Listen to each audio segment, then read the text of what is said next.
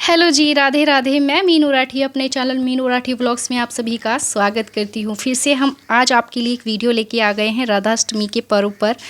राधा जी के बारे में ही कुछ ऐसे रहस्य मैं आपको बताने वाली हूँ जो शायद ही आपने आज तक सुने होंगे। तो चलिए वीडियो स्टार्ट करते हैं, लेकिन उससे पहले हमेशा की तरह जैसा मैं बोलती हूँ, मेरे चैनल को सब्सक्राइब ज़रूर कर दीजिएगा। कमेंट बॉक्स में राधे राधे ज़रूर लिखिएगा, वीडियो को लाइक ज़रूर करिएगा। तो चलिए वीडियो स्टार्ट करते हैं। भगवान श्री कृष्ण की प्रेमिका राधा। महाभारत में राधा के नाम का उल्लेख नहीं है। राधा का जिक्र विष्णु पद्म पुराण और ब्रह्म वैवर्त पुराण में मिलता है। आओ हम जानते हैं राधा रानी के 10 ऐसे रहस्य जिन्हें आपको जानना चाहिए। इनमें से कुछ प्रमाणिक हैं तो कुछ मान्यता और किंवदंतियों के आधार पर है। नंबर 1, राधा के माता पिता। पद्म पुराण के अनुसार राधा वृषभानु नामक वैश्य गोप की पुत्री थी। उनकी माता का नाम कीर्ति था। वृषभानु कुमारी पड़ा। बरसाना राधा के पिता वृषभानु का निवास स्थान था। राधा रानी का जन्म स्थान। कुछ विद्वान मानते हैं कि राधा जी का जन्म यमुना के निकट स्थित रावल ग्राम में हुआ था और बाद में उनके पिता बरसाना में बस गए, लेकिन अधिकतर मानते हैं कि उनका जन्म बरसाना में हुआ था। नंबर 3, अष्टमी को जन्म। पुराणों के अनुसार अष्टमी तिथि को कृष्ण पक्ष में श्री कृष्ण का जन्म हुआ था और इसी तिथि को शुक्ल पक्ष में देवी राधा का जन्म भी हुआ था। बरसाने में राधाष्टमी का त्यौहार बड़े धूमधाम से मनाया जाता है। राधाष्टमी का पर्व जन्माष्टमी के 15 दिन बाद भाद्रपद माह की शुक्ल पक्ष की अष्टमी को मनाया जाता है। नंबर 4, राधा रानी का मंदिर। राधा रानी का विश्व प्रसिद्ध मंदिर बरसाना ग्राम की पहाड़ी पर स्थित है। बरसाना में राधा को लाडली कहा जाता है। राधा का प्राचीन मंदिर मध्यकालीन है जो लाल और पीले पत्थर का बना है।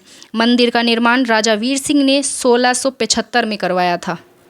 नंबर 5, राधा रानी के पति। ब्रह्म वैवर्त पुराण के प्रकृति खंड अध्याय 49 श्लोक 35, 36, 37, 40, 47 के अनुसार एक अलग रिश्ते के अनुसार राधा श्री कृष्ण की मामी भी थी, क्योंकि उनका विवाह कृष्ण की माता यशोदा के भाई रायाण के साथ हुआ था। रायाण को रापाण अथवा अयन घोष भी कहा जाता था। नंबर 6, श्री कृष्ण की पुत्रवधू। पिछले जन्म में राधा का पति रायाण गोलोक में श्री कृष्ण का अंशभूत गोप था, अतः गोलोक के रिश्ते से राधा श्री कृष्ण की पुत्रवधू हुई। माना जाता है कि गोकुल में रायाण रहते थे। मतलब यह है कि राधा का श्री कृष्ण से पिछले जन्म का भी रिश्ता है। यह भी कि उन्हें लक्ष्मी का रूप भी माना जाता है। ब्रह्मा वैवर्त पुराण ब्रह्मा खंड के 5वें अध्याय में श्लोक 25 और 26 के अनुसार राधा को कृष्ण की पुत्री सिद्ध किया गया है।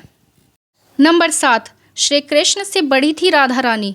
राधा और रुक्मणी दोनों ही कृष्ण से उम्र में बड़ी थी। नंबर 8, क्या मध्यकाल में जुड़ा श्री कृष्ण के साथ राधा का नाम? माना जाता है कि मध्यकाल या भक्तिकाल के कवियों ने राधा कृष्ण के वृंदावन के प्रसंग का अतिशयोक्तिपूर्ण वर्णन किया है। राधा कृष्ण की भक्ति की शुरुआत निम्बार्क संप्रदाय, वल्लभ संप्रदाय, राधा वल्लभ संप्रदाय, सखी भाव संप्रदाय आदि ने की। इसका मतलब कृष्ण की भक्ति के साथ राधा की भक्ति की शुरुआत मध्यकाल में हुई। उसके पूर्व यह प्रचलन में नहीं थी। दक्षिण के आचार्य निम्बार्क जी ने सर्वप्रथम राधा कृष्ण की युगल उपासना का प्रचलन किया था। ऐसा भी कहा जाता है कि जयदेव ने पहली बार राधा का जिक्र किया था और उसके बाद श्री कृष्ण के साथ राधा का नाम जुड़ा हुआ है।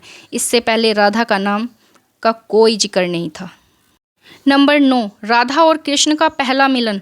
ब्रह्मा वैवर्त पुराण प्रकृति खंड अध्याय 48 के अनुसार और यदुवंशियों के कुलगुरु गर्ग ऋषि द्वारा लिखित गर्ग संहिता के अनुसार एक कथा में एक बार नंद बाबा श्री कृष्ण को लेकर बाजार घूमने निकले थे।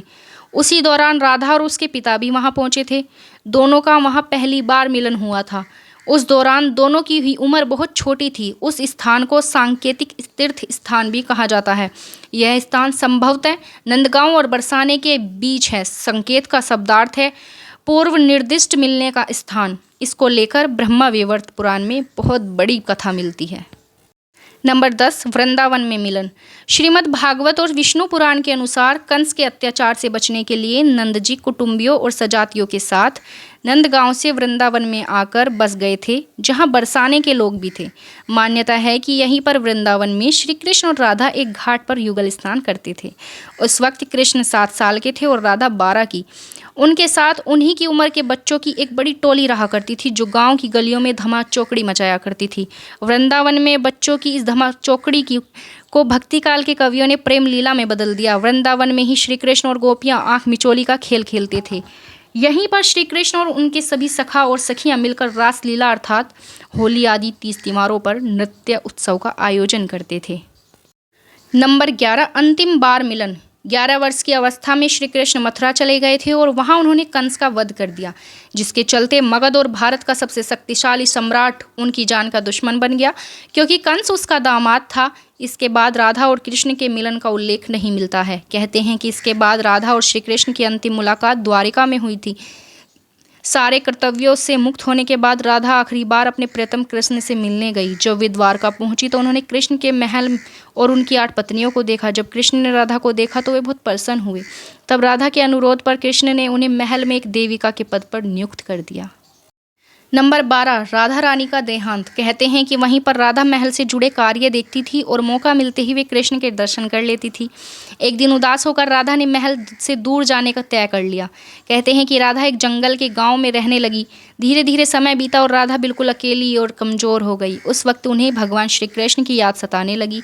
आखिरी समय में भगवान श्री कृष्ण उनके सामने आ गए। भगवान श्री कृष्ण ने राधा से कहा कि वे उनसे कुछ भी मांग ले, लेकिन राधा ने मना कर दिया। कृष्ण के दोबारा अनुरोध करने पर राधा ने कहा कि वे आखिरी बार उन्हें बांसुरी बजाते देखना और सुनना चाहती हैं। श्री कृष्ण ने बांसुरी ली और बेहद सुरीली धुन में बजाने लगे। श्री कृष्ण ने दिन रात बांसुरी बजाई। बांसुरी की धुन सुनते सुनते एक दिन राधा ने अपने शरीर के प्राण त्याग दिए।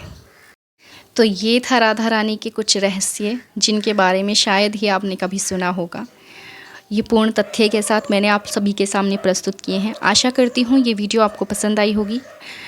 लाइक ज़रूर करिएगा, कमेंट बॉक्स में राधे राधे ज़रूर लिखिएगा। चलिए आज की वीडियो में बस इतना ही। राधे राधे।